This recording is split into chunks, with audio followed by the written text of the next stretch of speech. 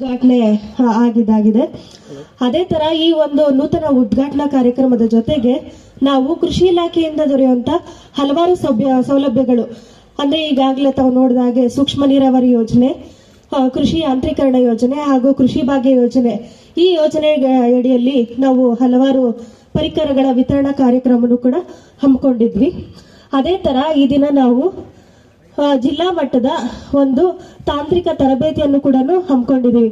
ಅಂದ್ರೆ ರೈತರಿಗೆ ವಿವಿಧ ಬೆಳೆಗಳಲ್ಲಿ ಸಮಗ್ರ ಪೀಡೆ ಹಾಗೂ ರೋಗ ನಿರ್ವಹಣೆ ಈ ಒಂದು ನಾವು ತಾಂತ್ರಿಕ ತರಬೇತಿಯನ್ನು ಕೂಡ ನಾವು ಇವತ್ತು ಹಮ್ಮಿಕೊಂಡಿರ್ತೀವಿ.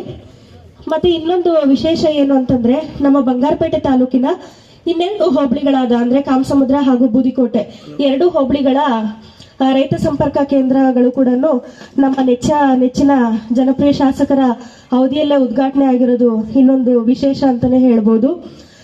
ಈ ಒಂದು ಕಾರ್ಯಕ್ರಮವನ್ನ ತಾವೆಲ್ಲರೂ ಕೂಡ ಯಶಸ್ವಿಯಾಗಿ ಮಾಡ್ಕೊಡ್ಬೇಕು ಅಂತ ಕೇಳ್ಕೊಳ್ತಾ ನನ್ನ ಪ್ರಾಸ್ತಾವಿಕ. ನಮ್ಮ ಟೊಮಾಟೊ ಬೆಳೆ ಕೊಳ್ತೋಗ್ತಾ ಇದೆ, ಹಾಲುಗಡ್ಡೆ ಕೊಳ್ತೋಗ್ತಾ ಇದೆ, ಕೋಸು ಹೋಗ್ಬಿಡ್ತಾ ಇದೆ. ದೊಡ್ಡ ಗೂಬೆಯನ್ನು ಕೂರಿಸಿ ನಾವು ಇದನ್ನ ಅವರೇನ್ ಅಪಪ್ರಚಾರ ಮಾಡಿದ್ರು, ಈ ಅಪಪ್ರಚಾರ ಚಾಲೆಂಜ್ ಸ್ವೀಕಾರ ಮಾಡಿದ್ವಿ. ಲ್ಯಾಬ್ ಕಳಿಸ್ಕೊಟ್ರಿ. ಲ್ಯಾಬ್ ಕಳಿಸ್ಕೊಟ್ಟಾದ್ಮೇಲೆ ರಿಪೋರ್ಟ್ ಬಂದು KCVಯಲ್ಲಿ ನೀರಿಂದ ಬೆಳೆ ತೊಂದರೆ ಆಗ್ತಾ ಇಲ್ಲ ಅಂತ. ಸಾಮಾನ್ಯವಾಗಿ ಏನಾಗುತ್ತೆ, ನಮ್ಮ ರೈತರು ಬೆಳೆದ ಬೆಳೆಯನ್ನ ಅದೇ ಜಮೀನಲ್ಲಿ ಬೆಳೀತಾರೆ. ಈ ಬಾರಿ ಸಾಮಾನ್ಯವಾಗಿ ಟೊಮಾಟೊ ಹುಳಿ ಉದ್ದತಕ್ಕಂಥ ಬೆಳೆ. ಆ ಟೊಮಾಟೊವನ್ನು ಬೆಳೆದ್ರೆ ಮತ್ತೆ ಬೆಲೆ ಬಂದ್ರೆ ಅಲ್ಲೇ ಟೊಮಾಟೊ ಹಾಕ್ತಾರೆ. ಆ ಜಮೀನಿನ ಮೇಡಮ್ ಅವರು ಹೇಳಿದಾಗೆ ನೀವು ಲ್ಯಾಬಲ್ ಟೆಸ್ಟ್ ಮಾಡೋದಿಲ್ಲ ಯಾರು ಕೂಡ.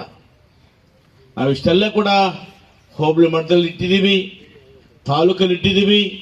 ನಾವು ಸದಾ ಕಾಲ ಕೂಡ ನಮ್ಮ ಅಧಿಕಾರಿಗಳು ನಿಮ್ಮ ಕೈಗೆ ಸಿಗ್ತಾರೆ.